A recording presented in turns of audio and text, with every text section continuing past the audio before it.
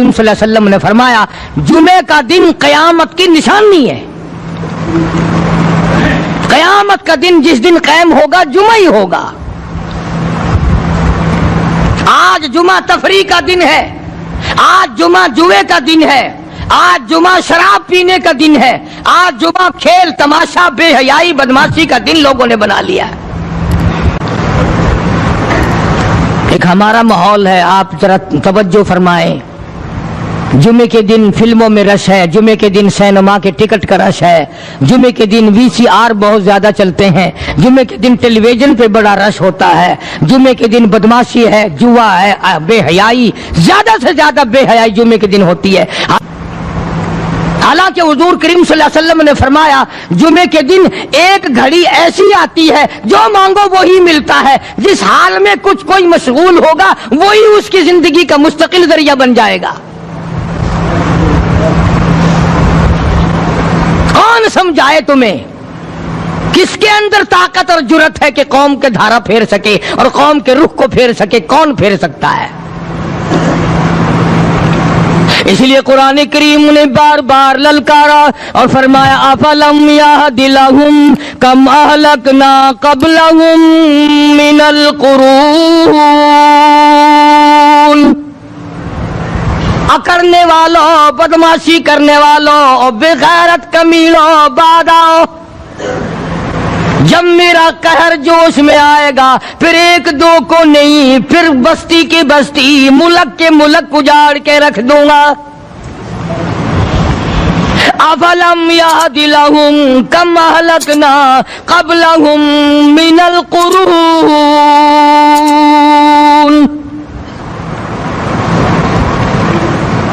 میں نے قرن کے قرن اجاڑ دیے، میں نے روئے زمین کے مالک اجاڑ دیے، میں نے ملکوں کے بادشاہ اجاڑ دیے، میں نے وزیر اعظم اجاڑ دیے، میں نے گورنروں سے بھیک کے ٹکڑے منگوا دیے. میں وہ خدا ہوں وتعز من تشاء وتذل من تشاء بیدک الخیر انک علی کل شیء قدیر.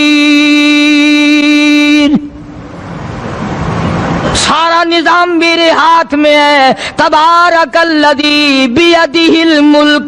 برکتیں میرے پاس ہے، رحمت میرے پاس ہے، خیر میرے پاس ہے، بھلائی میرے پاس ہے، سلامتی کے خزانے میرے پاس ہے، امن کے خزانے میرے پاس ہے.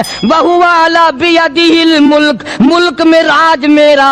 وہو علی کل شیء قدیر. ذرے ذرے پہ قبضہ میرا، پتے پتے پہ قبضہ میرا، پہاڑ کی ایک ایک کنکر پہ قبضہ میرا، سمندر کے قطرے قطرے پہ قبضہ میرا. تو ہوتا کون ہے اکڑ کرنے والا؟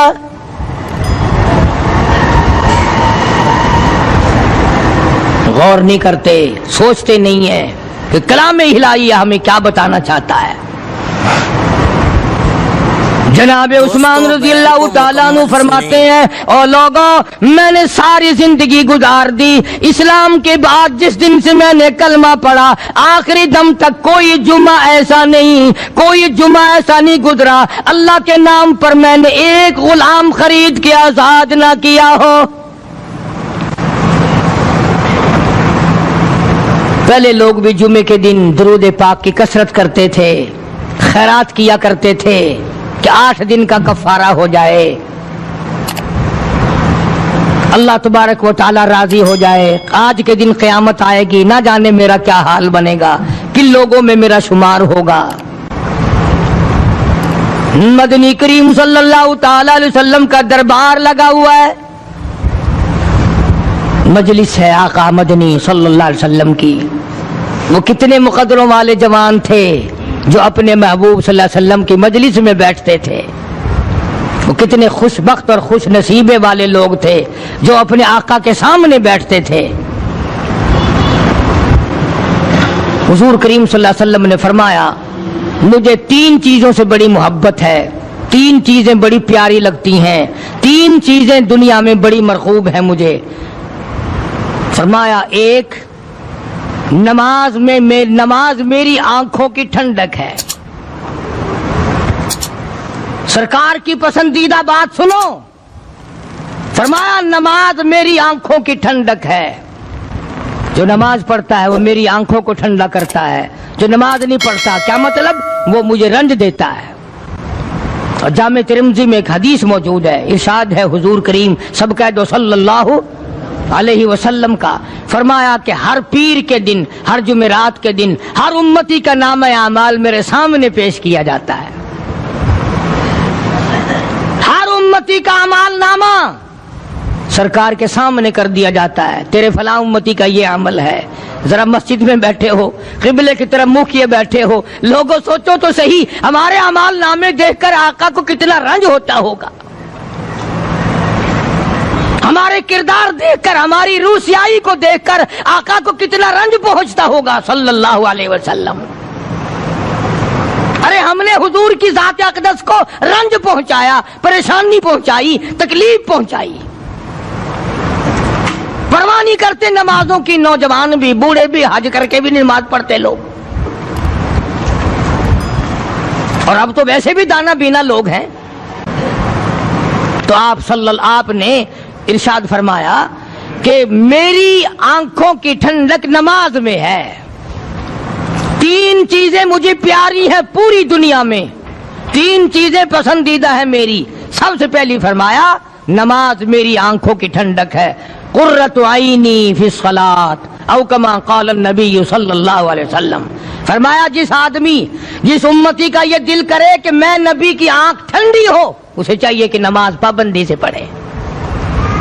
دوسرا فرمایا وفادار عورت مجھے بڑی پسند ہے، حضور کریم صلی اللہ علیہ وسلم نے فرمایا وفادار عورت، ہائے ہائے ہماری ماؤں سے زیادہ وفادار کون ہوں گی؟ جناب عائشہ صدیقہ رضی اللہ تعالیٰ عنہ فرماتی ہیں کالی کملی والے کے گھر میں 3 مہینے چولہے میں آگ نہیں جلتی تھی،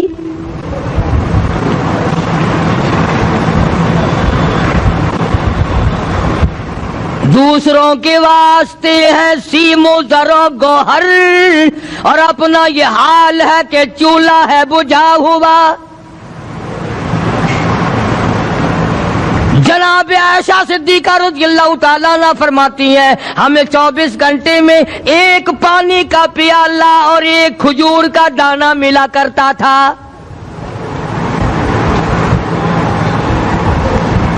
کبھی اپنی ماہوں کی خوراک تو دیکھو، خرچہ تو دیکھو،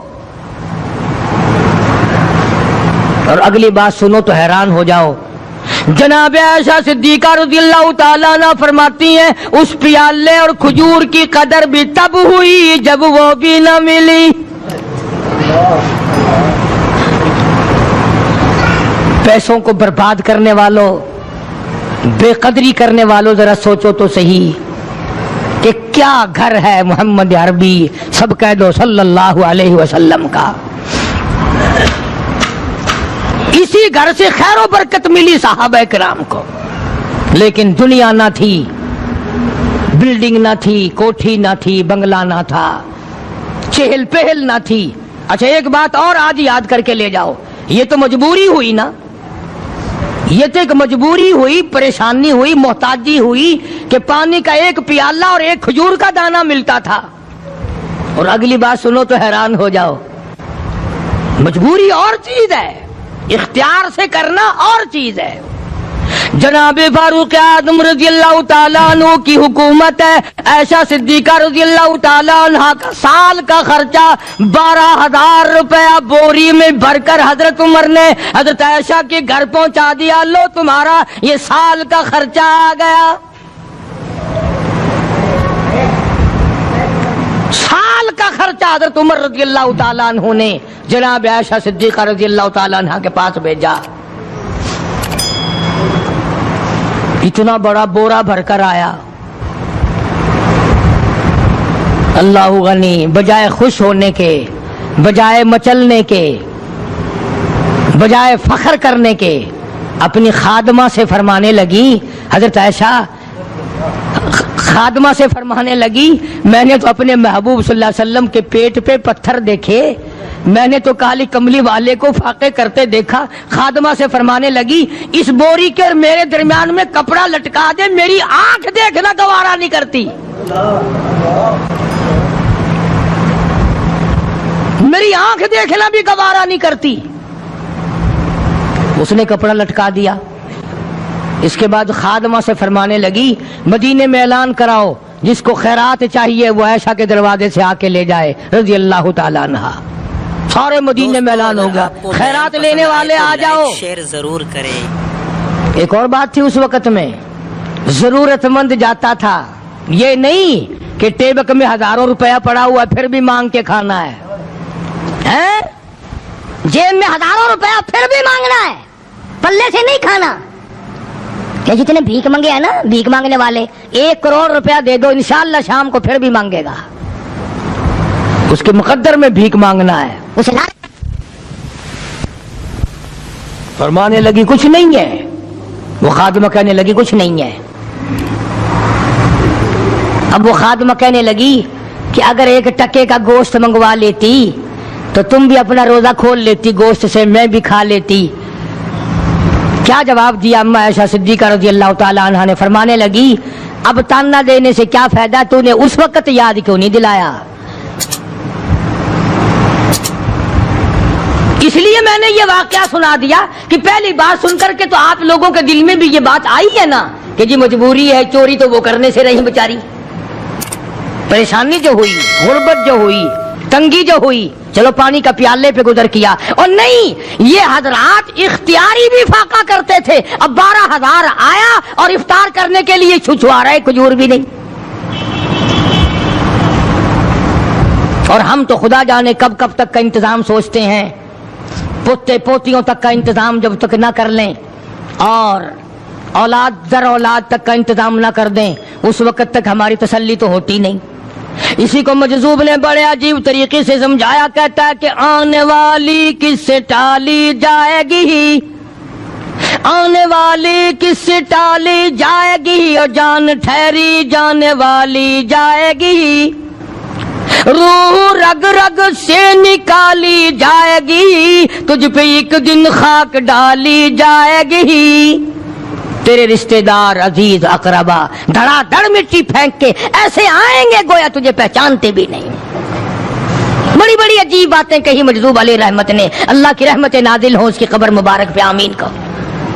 کہتا ہے سب کی سب ہیں راہ روے کوئے فنا, سب چل رہے ہیں فنا کی طرف. اب یہ جو ہم لوگ بیٹھے ہیں نا خوش ہو رہے ہیں, میری 50 سال عمر ہو گئی, میری 60 سال عمر ہو گئی, میری 40 سال عمر ہو گئی, میری 30 سال کم عمر ہو گئی. اور اصل بات ہمارے دماغ میں اپنے آپ کو آخرت کے لیے جس قدر ممکن ہو سکے تیاری کریں. آج کل بڑی رات ہے, سویرے اٹھو, کم سے کم صبح و شام ہر آدمی 1 تسبیح درود شریف کی, 1 تسبیح استغفار کی اور 1 تسبیح تیسرے کلمے کی, یہ تو کم سے کم ہو ہی جائے. بکواس کرتے سو جاتے ہیں, بکواس کرتے اٹھ جاتے ہیں, بلا ہے کوئی زندگی کا معاملہ؟ اللہ سے معافی مانگتا سو جا اور معافی مانگتا اٹھ جا, خدا کی قسم اللہ کا دریائے کرم جوش میں آئے گا. تو یہ ساری چیزیں میں نے لیے عرض کی, تو وقت پورا کرنے والا حساب نہیں کہ نہ جانے کس کو توبہ کی توفیق ہو جائے. کم سے کم ان 3 تسبیحوں کو ہر مرد عورت لازمی پکڑ لے.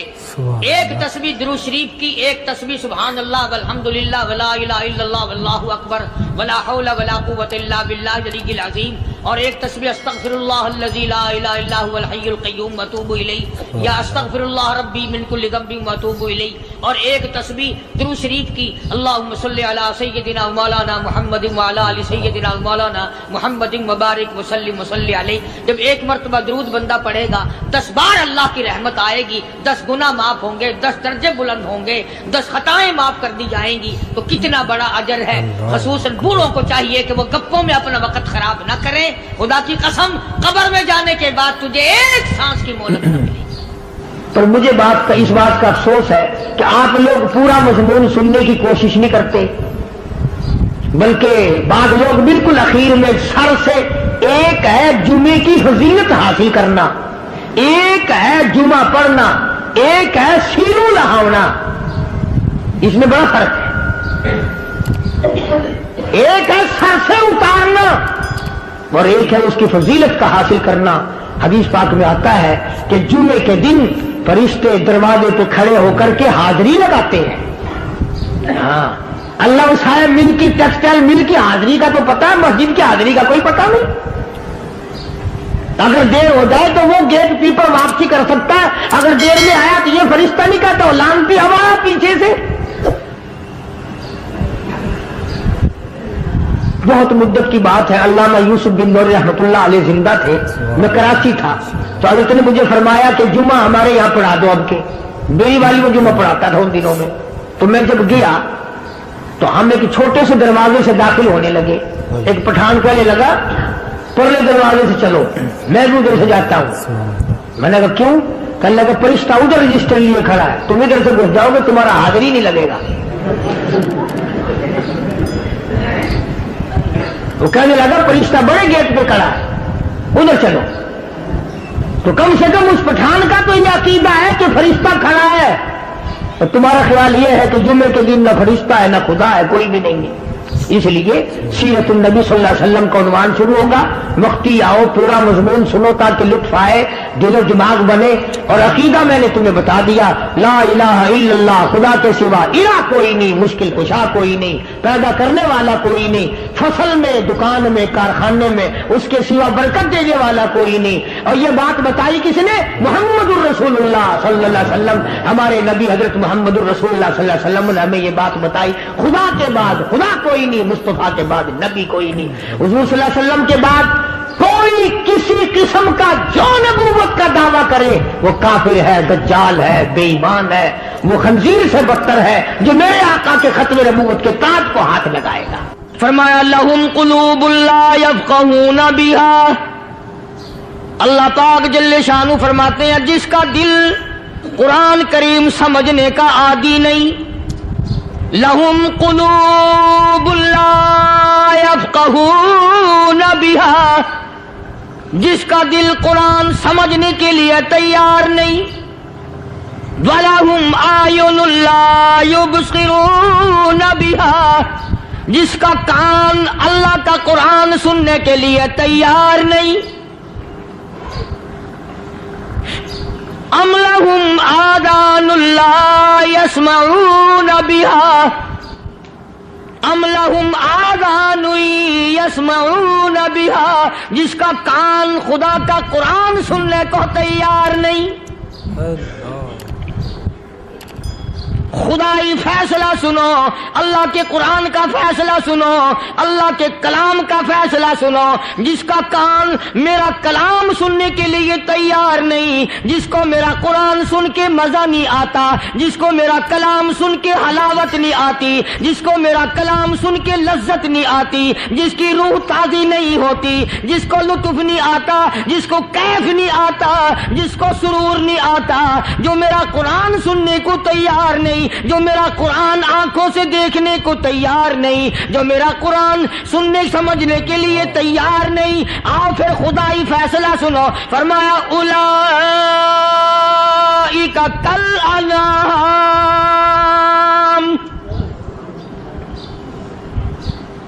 میرا فیصلہ نہیں, کسی پارٹی کا فیصلہ نہیں, کسی فرقے کا نہیں, کسی طبقے کا نہیں, کسی جماعت کا نہیں. فرمایا اولئک الانعام, پیدا کرنے والا مالک و خالق کہتا ہے مجھے اپنی کبریائی کی قسم یہ سارے جانور ہیں.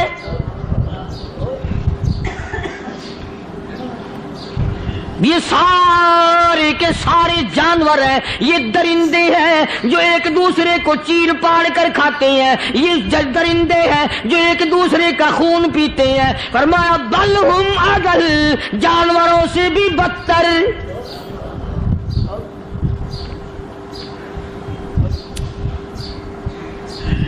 جس کے دل میں قرآن سن کر ترس نہیں, جس دل میں رحم نہیں, اپنے سے کمزور دیکھ کر جس کے دل میں شفقت نہیں, مہربانی کا مادہ نہیں. فرمایا وہ کوئی بندہ ہے, وہ تو جانور ہے. اور خدا غضب میں آ گیا, فرمایا بل ہم اضل, اس سے بھی بدتر. اللہ والے جو ہیں وہ ان خصلتوں کو دور کراتے ہیں، اور وہ آدمی کے مزاج اور دل میں سے ایسی چیزیں نکالتے ہیں جو اس کی بربادی کا ذریعہ بنتا ہے۔ دل کی بیماریوں کا کسی کو فکر نہیں، بخار ہو جائے آپ چڑھ جائے آپ کو پتہ چل جاتا ہے، نزلہ ہو جائے آپ کو پتہ چل جاتا ہے، کھانسی ہو جائے پتہ چل جاتا ہے، دل کی بیماریوں کا کیا پتہ چلے؟ صحابہ کرام رضوان اللہ تعالی علیہ مجمعین کی جماعت کے اللہ پاک کے محبوب حضرت محمد الرسول اللہ صلی اللہ تعالی علیہ وسلم نے دلوں کی صفائی کی۔ پہلے لوگ جھونپڑیوں میں کچے کوٹھوں میں رہتے تھے، نہ اتنی صفائی تھی نہ اتنی ترقی تھی۔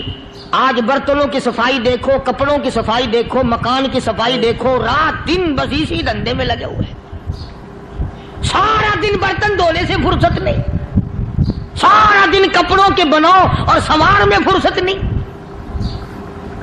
تو اللہ والے ایسے موقع پر بڑی عجیب بات کہتے ہیں، وہی مجذوب ہے، مجذوب علی رحمت کہتے ہیں بظاہر تو ہر شے میں بے حد صفائی، بظاہر تو ہر شے میں بے حد صفائی، مگر دل میں ہے گندگی انتہائی۔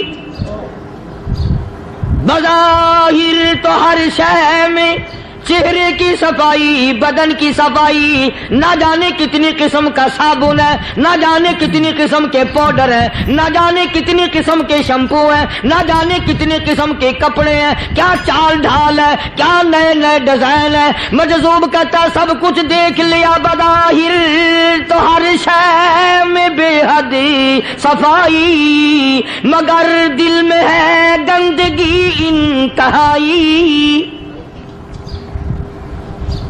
جس یار کی بیٹھک میں بیٹھ کے کھانا کھایا، جس رشتہ دار کی بیٹھک میں بیٹھ کے کھانا کھایا، اسی کی بہن کو دیکھ کر آبرو پہ ڈاکہ ڈالنے کا پروگرام ہے۔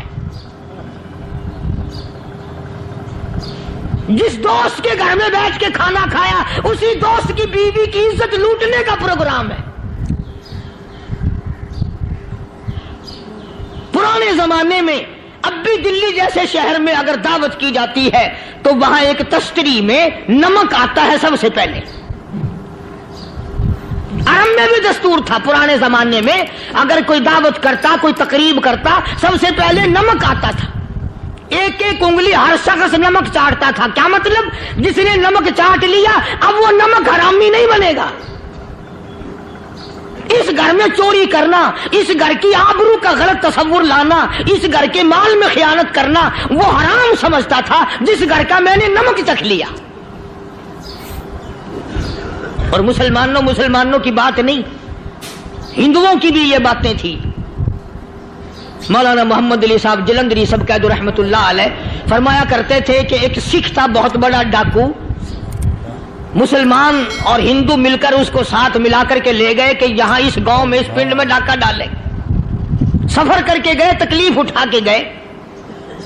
اس سکھ ڈاکو نے پوچھ لیا کہ یہ کون سا گاؤں ہے کہ یہ فلانا ہے۔ اچھا سارے کے سارے یہ تلاش کرو، یہ سوچ بچار کرو، اپنے پنڈ کی، اپنے علاقے کی، کسی مسلمان کی، کسی ہندو کی، کسی سکھ کی، کسی چوڑے چمار کی اس گاؤں میں لڑکی تو نہیں؟ ہمارے یہاں سے کوئی لڑکی تو شادی ہو کے یہاں نہیں آئی ہوئی۔ ان ساروں میں سے کہنے لگا کہ ہمارے بھنگی کی لڑکی جمادار کی یہاں آئی ہوئی ہے۔ کہنے لگا واپس چلو، بیٹی بیٹی ہے، چاہے بھنگی کی ہو یا نواب کی ہو۔ ارے کل بیٹی کا ڈولا دیا تھا، آج ڈاکہ ڈالیں گے، شرم نہیں آئے گی؟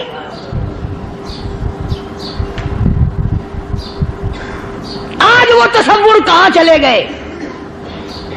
اور ہم سب روتے پھرتے ہیں، سکون نہیں، سکون نہیں، اطمینان نہیں۔ ارے اطمینان آئے گا کیسے؟ ہمارے دل بے ایمان ہے، نیتیں خراب ہے، آئے گا کہاں سے؟ صحابہ کرام رضوان اللہ تعالی علیہ مجمعین کی جماعت نے اس قدر اس بات پہ محنت کی اور کوشش کی کہ غلط لقمہ بھی پیٹ کے اندر نہ چلا جائے۔ چنانچہ میں علی الاعلان کہتا ہوں، 1,29,000 صحابہ کرام کالی کملی والے کے دیوانے اور پروانے، حضور کے یار جانثار، حضور کے ساتھ فاقہ کھانے والے، فاقوں مرنے مارنے والے، پتھر کھانے والے اپنے بچوں کے ٹکڑے ہوتے ہوئے دیکھ کر لا الہ الا اللہ محمد الرسول اللہ کی صدا بلند کرنے والے صحابہ کرام کا یہ حال تھا۔ پیدل سفر کر کے جاتے تھے یہودی عیسائی، شام نکل گئے، فلسطین نکل گئے، ہندوستان آ گئے، 2 سال لگ جاتے تھے، اپنی جوان بیٹیوں کو مسلمانوں کے گھروں میں چھوڑ کے آ جاتے تھے۔ کبھی نگاہ نبوت نے جن کو رنگ دیا تھا، کبھی کسی صحابی پہ ذرہ برابر الزام نہیں لگا۔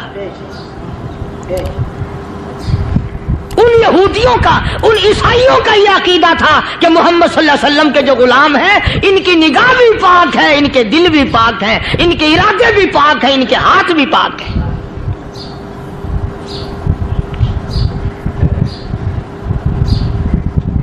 مصر کے گورنر نے، مصر کے جنرل کرنل نے خط لکھا سیدنا فاروق اعظم رضی اللہ تعالی عنہ کی خدمت میں، دور خلافت ہے حضرت فاروق اعظم کا۔ کیا خط لکھا کہ حضور مجھے کافی وقت گزر گیا ہے اور فلاں علاقے میں آپ کے حکم سے ہم نے جانا ہے اور راستہ صرف ایک ہے اور اس راستے میں جال بچھا دیا گیا، اب مجھے مشورہ دیں میں کیا کروں، حکم دیں مجھے۔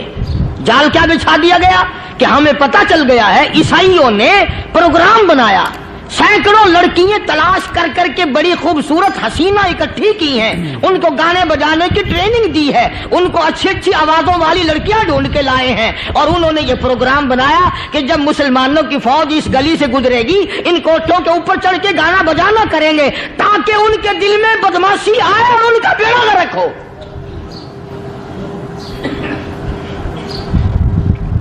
کبھی کافر کا یہ عقیدہ تھا کہ مسلمان کا دل بگڑا تو یہ گیا، اس کی نیت میں خرابی آئی اور یہ تباہ ہوا۔ جناب فاروق اعظم رضی اللہ تعالی عنہ نے اسے یہ خط نہیں لکھا کہ تو قرآن پڑھا کر، تو نفل پڑھا کر۔ امیر المومنین خلیفۃ المسلمین سیدنا فاروق اعظم رضی اللہ تعالیٰ عنہ نے اپنے جنرل کرنل کو خط لکھا کہ اس میں لمبی چوڑی فکر کی کوئی بات نہیں، اس میں کوئی پریشانی والی بات نہیں، کوئی سوچ و بچار والی بات نہیں، سارے تیری فوج میں تیری کمان میں مسلمان ہیں، سب کو اکٹھا کر لے، ساروں کو اکٹھا کر کے قرآن کریم کے سورت نور کی 2 آیتیں سنا دے۔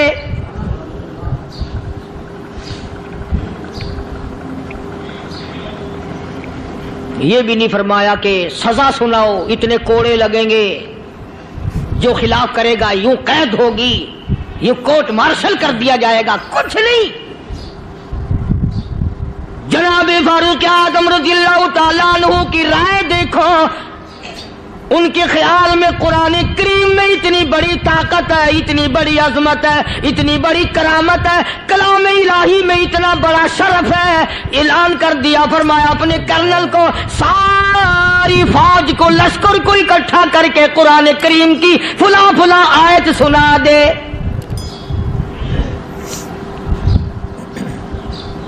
اور اس کے بعد بے دھڑک فوج کو، لشکر کو اسی راستے سے گزار کے لے جا، بے دھڑک لے جا۔ ہائے کبھی قرآن کی 2 آیتوں سے کام بن جاتا تھا، اب سارے قرآن سے میرا تیرا کام نہیں بنتا۔ قصور قرآن کا نہیں ہے، یہ میرا تیرا ہے۔ یہ تو اتنی وفادار کلام ہے، اتنی پاک کلام ہے، خدا کی قسم ہزاروں رجسٹروں کے گتے، ہزاروں چائے کے ڈبے، ہزاروں مٹھائی کے ڈبے، لاکھوں کروڑوں دوائیوں کے ڈبے گندے نالوں پہ، کوڑیوں پہ، روڑیوں پہ پڑے ہیں، اور جس گتے نے قرآن کے ساتھ یاری لگا لی، خدا کی قسم کوئی آدمی بغیر وضو اس گتے کو بھی ہاتھ نہیں لگا سکتا۔ ہزاروں نہیں لاکھوں کپڑے مارکیٹ میں پڑے، پر جس کپڑے نے قرآن سے یاری لگا لی، جو کپڑا جسدان بن کر قرآن پہ چڑھ گیا، لوگ اس کو بھی چومتے ہیں اور چومنا چاہیے۔ یارو کپڑے نے قرآن سے یاری لگائی تو کپڑا عظمت والا بن گیا، گتے نے یاری لگا لی تو گتا بن گیا۔ ہزاروں قسم کے کاغذات روزانہ ذلیل ہوتے پھرتے ہیں. جس کاغذ پہ قرآن لکھا گیا وہ عظمت پا گیا, جس سیاہی سے قرآن لکھا گیا وہ سیاہی عظمت والی بن گئی. ارے اگر مسلمان قرآن کو اپنے اندر پیدا کر لے, اس کی عظمت کو بسا لے, اس کو اپنا لاہ عمل بنا لے, اس کو اپنے سر پہ رکھ لے, تو کیا یہ بندہ قرآن کے ساتھ وفاداری کرے تو قرآن کیا خیال ہے قرآن بے وفائی کر دے گا؟ یقین نہیں, یقین اصل بات اعتقاد کی ہے. یقین کا تو یہ عالم بنا ہوا ہے کہ اگر کوئی چوری کا معاملہ ہو جائے اور کسی پر شبہ ہو, اگر اسے کہو کہ قرآن اٹھا دے تو دیر نہیں لگائے گا, اور اگر کہے کہ فلانی خانگاہ کا کنڈا مار دیا کہ یہ کام میں نہیں کرتا. خانگاہ کے کنڈے پہ ایمان ہے, قرآن پہ ایمان نہیں. اس پر یقین ہے کہ پیر اندھا کر دے گا, اور یہاں یقین نہیں کہ جس خدا نے پیدا کیا اگر میں نے جھوٹا قرآن اٹھایا تو وہ برباد کر دے گا.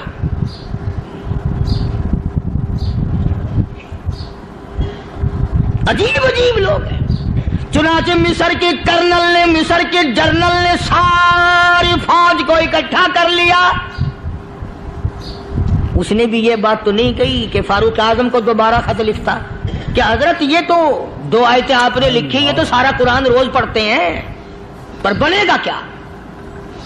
جیسے فاروق اعظم کا یقین تھا, فاروق اعظم کی فوج کے کرنل کا بھی یقین ہے, فاروق اعظم کے فوج کے جنرل کا بھی یقین ہے. اس نے ساری فوج کو اکٹھا کیا, لشکر کو جمع کیا, اور اس کے بعد کہنے لگا قل للمؤمنین یغضوا من ابصارکم ویحفظوا فروجہم ذالک ازکی لہم ان اللہ خبیر بما یصنعون. او لوگوں, خدا تمہیں کہتا ہے اپنی آنکھوں کی حفاظت کرو.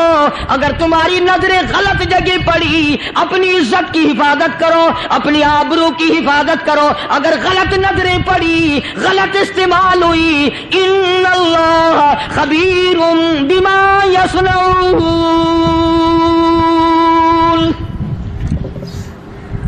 اللہ پاک تمہاری ساتھ ساتھ ہے, وہ ہر چیز کو دیکھتا جائے گا, وہ ہر چیز تمہاری دیکھے گا. چنانچہ تاریخ شاہد ہے, ابن حشام نے لکھا ہے, ابن خلدون نے لکھا ہے, اور کئی مورخین نے لکھا ہے کہ جب مسلمان جنرل نے, مسلمان کرنل نے اپنی فوج کو قرآن کی 2 آیتیں سنائی اور اس کے بعد حکم دیا چلو, تمام کا تمام لشکر چل رہا ہے. ادھر ڈھول بجا, دھماکے بجے, ڈانا شروع ہوا, گانا بجانا شروع ہوا, ساری فوج نکل گئی, سارا لشکر چلا گیا. لڑکیوں نے دیکھا کہ یہ تو ختم ہو گئے, نیچے آواز دے کے کہنے لگی اور جانے والوں یہ ساری فوج کئی اندھوں کی فوج تو نہیں.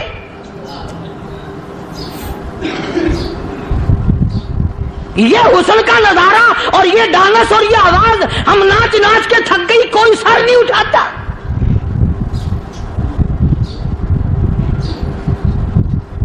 اور آج دیکھ لیں آپ, ہر گھر کے اوپر وہ لگا ہوا ہے ایریل, لعنت کا ایریل لگا ہوا ہے, لعنت کا ایریل. حاجیو تم کیا کہتے ہو کہ ہمارے گھر کا اس میں کیا بگڑے گا؟ خدا کی قسم وہ بگڑتا ہے, وہ دیمک لگتی ہے, وہ تباہی پھرتی ہے, تمہیں پتہ بھی نہیں چلتا. تم نے کیا سوچ رکھا ہے؟ مسلمان کرنل کے حکم پہ ساری فوج نکل گئی. ناچنے والی گانے والی لڑکیاں عیسائیوں کی حیران ہیں. کیا ہوا؟ لاکھوں کی تعداد میں فوج گزر گئی, کوئی نگاہ اٹھا کے نہیں دیکھتا.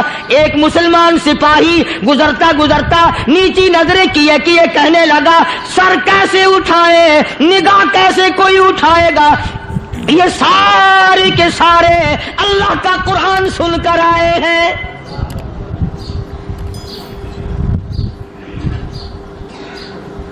کیسے کوئی نگاہ اٹھائے گا, کیسے کوئی سر کو اٹھائے گا؟ یہ سارے کے سارے اللہ کا قرآن سن کر آئے ہیں. ان کا عمل ہوا نا قرآن پہ, ان کے عمل کا کتنا بڑا اثر پڑا.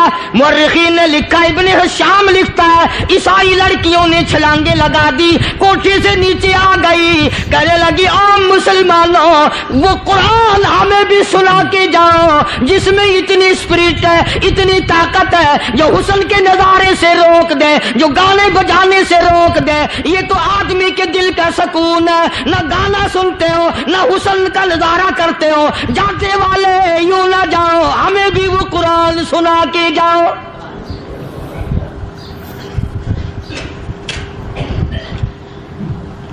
اس قرآن میں کتنی بڑی طاقت ہے, وہ کتنی عظمت ہوگی اس میں, اس کلام میں کتنی برکت ہوگی, جس کلام میں یہ تاثیر ہے کہ وہ ایسی ایسی چیزوں سے روک دیتا ہے. چنانچہ ایک مسلمان سپاہی چلتا بھی جاتا ہے اور کہنے لگا وَقُلْ لِلْمُؤْمِنِينَ وَقُلْ لِلْمُؤْمِنِينَ, قرآن کی آیت پڑھ کے سنائی. سینکڑوں نہیں بے شمار لڑکیاں ایک مسلمان کی زبان سے اللہ کا قرآن سن کے کہنے لگی, اور جانے والوں چھوڑ کے نہ جاؤ, ہمیں بھی کلمہ پڑھاؤ.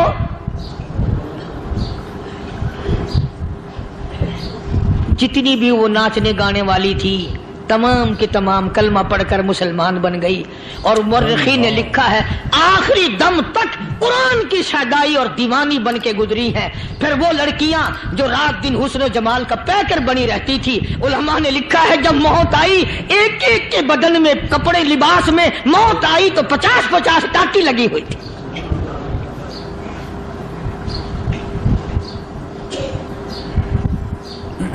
بظاہر تو آج بھی بڑی جھاڑا پنجی ہے, بڑی صفائی ہے, بڑی دوڑ دھوپ ہے.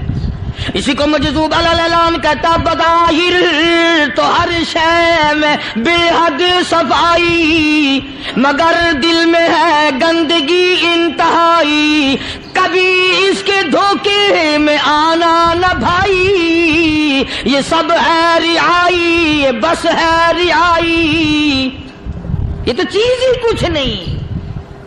بڑے بڑے دھندے ہمیں پلٹتے دیکھے, بڑے بڑے نظام بگڑتے دیکھے. محمد عربی صلی اللہ تعالی علیہ وسلم کے دربار میں بڑے بڑے لوگ آتے تھے.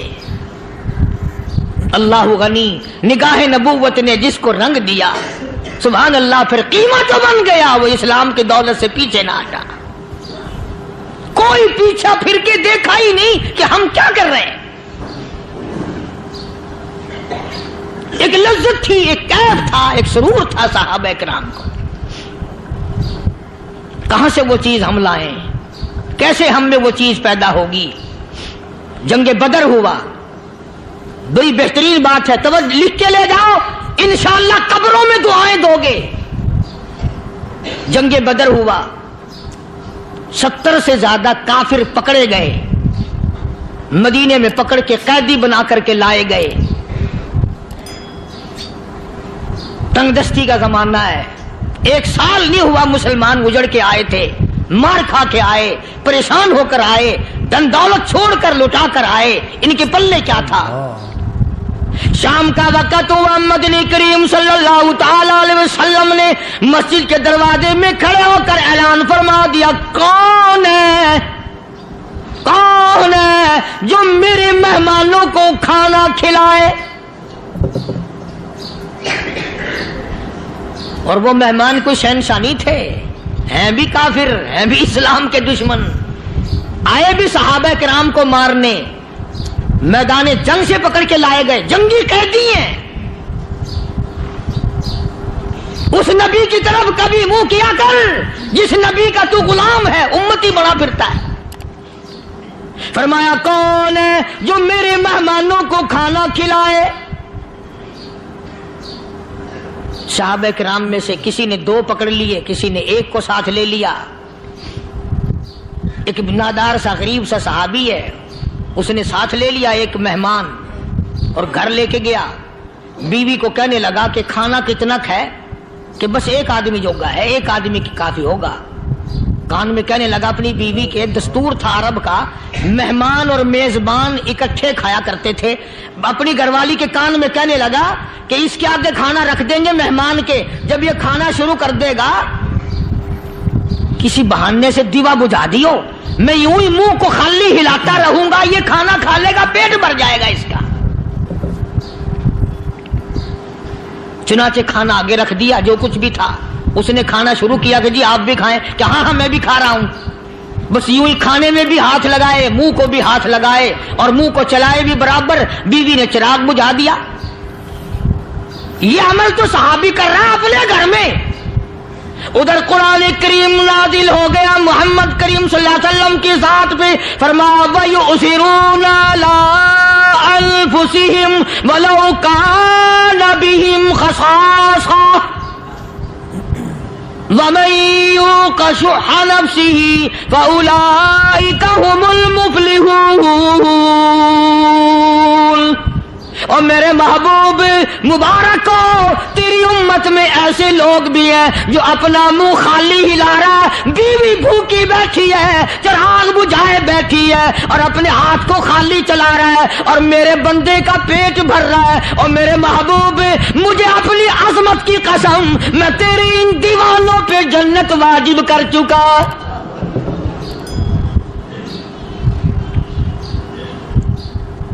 اب حضور صلی اللہ علیہ وسلم نے تو ان کو نہیں سکھایا تھا کہ تو جا کے ایسا کرنا، قدرتی مزاج ایسا بنا دیا تھا۔ ایک اور موقع آیا مدینے پاک میں، جنگی قیدی اور جگہ سے اسی طرح سے آئے، ایک صحابی ایک اور آدمی کو، جنگی قیدی کو کافر میں گھر لے گیا۔ بیوی کہنے لگی کہ ایک ہی آدمی کا کھانا ہے بس، انہوں نے کہا اس کو دے دو۔ وہ کافر جنگی قیدی کہنے لگا جی آپ بھی کھائیں، کہنے لگا بھی بات ہے صاف، ایک آدمی کا کھانا ہے، تو کھانا کھا، میں درخت کے پتے چبا لیتا ہوں۔ وہ کہنے لگا میں کھاؤں گا پتے، انہوں نے کہا تو رئیس آدمی ہے مکے کا، میں پرانا غریب ہوں، مجھے پتے چبانے کی عادت ہے، تیرے پیٹ میں درد نہ ہو جائے، میں عادی ہوں پتے چبانے کا۔ اس نے پتے چبا لیے۔ کافر مسافر اور مہمان جو تھا جنگی قیدی، اس کو کھانا کھلا دیا۔ دوسرے دن پھر ایسی نوبت آئی، اس نے کہا آپ بھی میرے ساتھ کھانا کھائیں گے؟ کہ نہیں بھائی تو کھا، میں پتے چبانے کا عادی ہوں۔ 2 دن تو اس کافر نے کھانا کھا لیا، اور جب تیسرے دن اس کے آگے کھانا آیا، انہوں نے کہا بھائی تو ہی کھا، بس اتنا ہی کھانا ہے، میں تو میاں بیوی ہم تو پتے چبا لیں گے۔ اور کہنے لگا مدینے والوں، تم خود پتے چباتے ہو، دشمنوں کو کھانا کھلاتے ہو، آج میری بھی ایک شرط ہے، پہلے کلمہ پڑھا پھر کھانا کھلا۔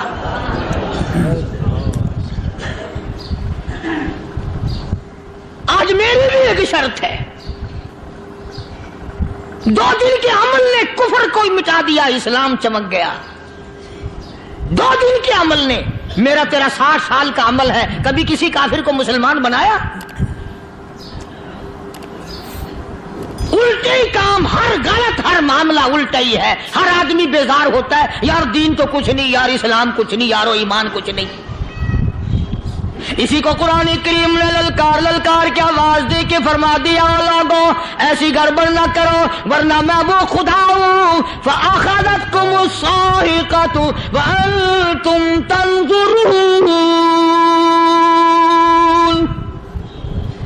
جبریل امین نے ایک چیخ ماری، ساری قوم کے جگر پھٹ گئے،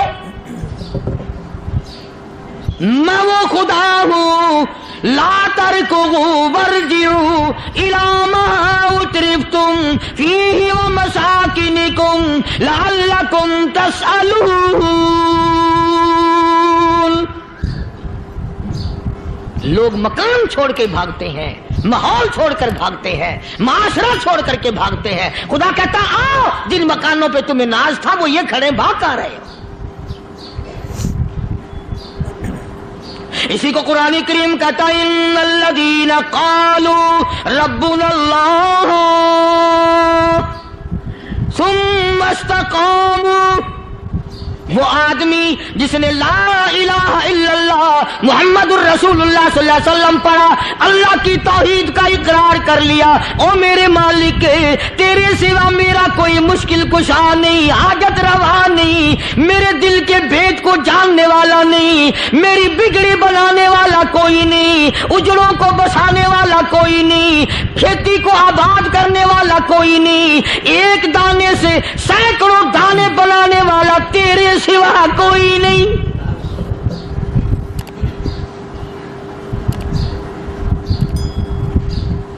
کھیتوں میں جاؤ، کبھی یہ تو سوچو کہ دنیا میں حکومتوں نے کتنے مل لگا رکھے ہیں، چینی کے، شکر کے کتنے مل ہیں، کتنے ڈیپو ہیں، پھر بھی قلت ہو جاتی ہے۔ اور یہ اللہ میاں نے کتنا میٹھا کیلے میں، سنترے میں، مالٹے میں، انگور میں، سیب میں، کبھی یہ بھی سنا کہ اللہ میاں کا شوگر مل فلاں علاقے میں لگا ہوا ہے؟ کبھی یہ تو دیکھو کہ یہ قدرت کاملہ کے سوا اور کون پیدا کر رہا ہے؟ فرمایا جس نے اللہ کی توحید کا اقرار کر لیا، محمد عربی صلی اللہ علیہ وسلم کی ختم نبوت کا اقرار کر لیا، خدا کے بعد خدا کوئی نہیں، مصطفیٰ کے بعد نبی کوئی نہیں۔ پھر قرآن نے شرط لگائی ثم استقاموا، پھر اس پر جمع رہے، ڈٹا رہے، یوں نہیں کہ کبھی ادھر لڑک گیا کبھی ادھر لڑک گیا۔ لوگ تو بدل جاتے ہیں، لوگوں کا کیا ہے؟ پچھلے سال کی بات ہے، یہی مغرب کی نماز کے بعد گرمی کے موسم میں یہاں بیٹھا ہوا تھا، باہر آگے شہر کے وہ آدمی، وہ کہنے لگے جی ایک کام آئے ہیں۔ میں نے کہا کیا؟ کہ 25,000 روپے چوری ہو گیا ہمارا، بتاؤ ہمیں۔ میں نے کہا بھی مجھے کیا پتا؟ انہوں نے کہا نہیں سارا شہر کہتا ہے کہ قاریہ نہیں بتا دیتا ہے۔ میں نے کہا اچھا یہ یوں نہیں جانے کا؟ میں نے کہا پھر آدھے لوں گا۔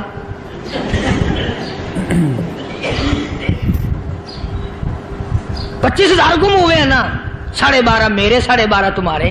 کہنے ہیں دیکھو نا جی بال بچے چھوٹے چھوٹے غریب بچے ہیں جن کے وہ پیسے ہیں۔ میں نے کہا اچھا میں بادشاہ لگا ہوا ہوں؟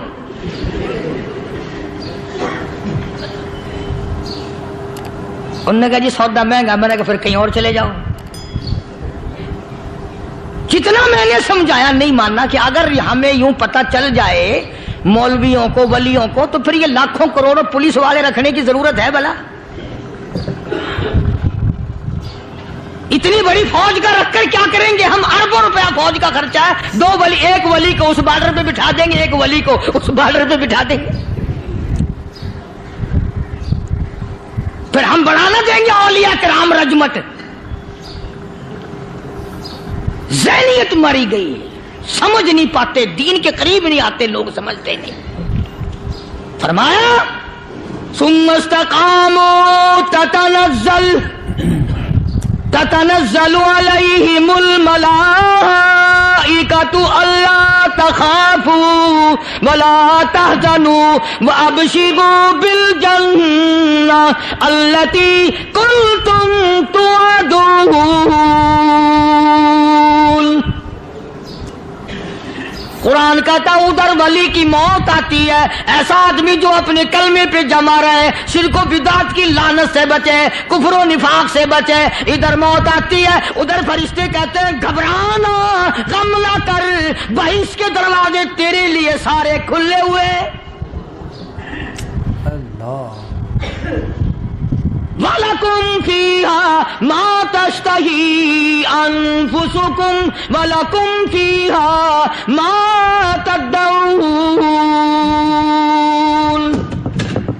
فرمایا ہم تمہاری ہر اس تمنا کو پورا کریں گے، ہر اس آرزو کو پورا کریں گے، جو مانگو گے وہی ملے گا، جو کہو گے وہی دیا جائے گا۔ نحن اولیاؤکم فی الحیات الدنیا وفی الآخرہ، ہم دنیا میں بھی تمہارے کارساز ہیں، ہم آخرت میں بھی تمہارے کارساز ہیں، ہم دنیا میں بھی تمہارے دوست ہیں، آخرت میں بھی تمہارے دوست ہیں، اور خدا کے یہاں وہ انعام ملے گا۔ اللہ غنی، رائی کے دانے کے برابر نیکی کی ہوگی، جب پہاڑوں کے برابر ثواب ملے گا تو آدمی حیران ہوگا، یا اللہ تیرے جیسا بینک تو کسی کا بھی نہیں۔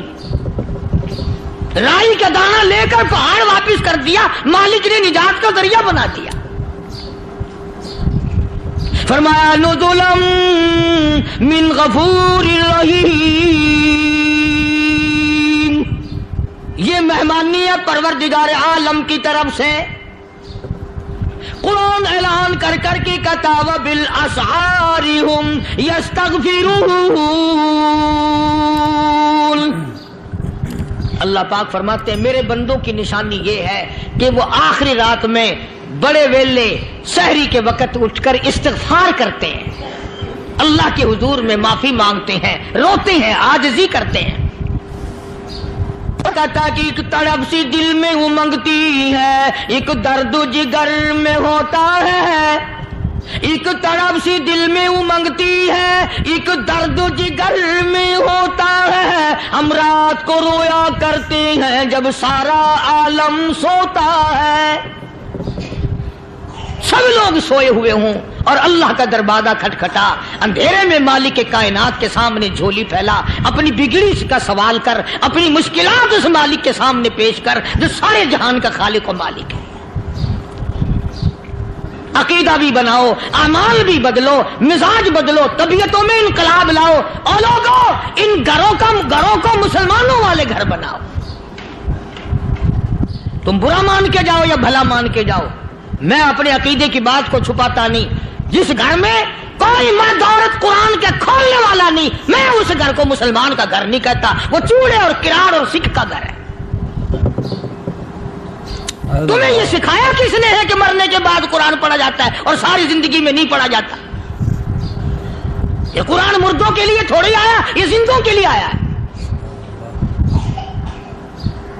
حدیث پاک میں آتا ہے حضور کریم سب کہہ دو صلی اللہ علیہ وسلم نے فرمایا عیسیٰ علیہ الصلوۃ والسلام ایک قبرستان سے گزرے، گورستان سے گزرے تو ایک قبر کو دیکھا، وہ نبی ایسا تھا، اس کے معجزات ایسے تھے۔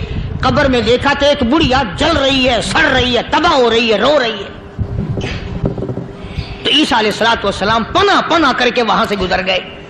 چند دنوں کے بعد جو اسی قبر کے پاس سے گزرے تو عیسیٰ علیہ السلام کو دھیان آیا کہ اس قبر میں ایک بڑھیا بڑی عذاب بھگت رہی تھی، مگر اس دن جو دیکھا وہ تو عیش میں بیٹھی ہے، تخت میں بیٹھی آرام کر رہی ہے۔ سیدنا عیسیٰ علیہ الصلوۃ والسلام نے اللہ پاک سے سوال کر دیا، الہی مرنے کے بعد تو آدمی کوئی نیکی بھی نہیں کر سکتا، اس نے کیا کر لیا جو اس کا سارا نظام بدل گیا؟ آواز آئی اے عیسیٰ، لکھ کے لے جاؤ یہ بات، حضور کا فرمان ہے۔ فرمایا اے عیسیٰ، اس مائی کے چھوٹے سے پوتے نے استاد کے پاس جا کر کے پڑھا بسم اللہ الرحمن الرحیم، اس ننھے سے منہ سے، چھوٹے سے منہ سے جب یہ لفظ نکلا اے اللہ تو بڑا مہربان ہے، تو بڑا کریم ہے۔ عیسیٰ چھوٹے سے منہ سے جب نکلا، وہ تو معصوم تھا، اس کے منہ سے جب نکلا نا تو میں بڑا مہربان ہوں، میں نے اس معصوم بچے کے صدقے میں اس کی دادی پہ کرم کر دیا، اس کے نام میں بڑی برکتیں ہیں، اس اللہ کا نام لینے میں بڑی برکتیں ہیں۔ گڑ میں مٹھاس ہے، اللہ کے نام میں مٹھاس نہیں، ٹافیوں میں مٹھاس ہے، اللہ کے نام میں مٹھاس نہیں۔ تم نے چکھ کے نہیں دیکھا، اگر تم چکھ لو خدا کی قسم دنیا کی کوئی چیز اچھی نہ لگے اللہ کے نام کے مقابلے میں۔ اللہ پاک مجھے اور آپ سب کو اپنا نام لینے کی توفیق عطا فرمائے، اپنے قرآن کی تلاوت کرنے کی توفیق عطا فرمائے، اور اپنا ذکر اور اپنا فکر اور اپنے شکر کی توفیق عطا فرمائے، اور اللہ پاک ہم سب کو یہ ہمت دے کہ مرتے دم تک ہم قرآن سے یاری کریں، قرآن سے وفاداری کریں۔ وآخر دعوانا ان الحمدللہ رب العالمین۔ بھائیو یہ بیان آپ کو بہت پسند آیا ہوگا، اگر پسند آیا ہو تو ہم کو لائک اور شیئر اور سبسکرائب کرنا نہ بھولیے۔ جزاک اللہ خیرا کثیرا کثیرا۔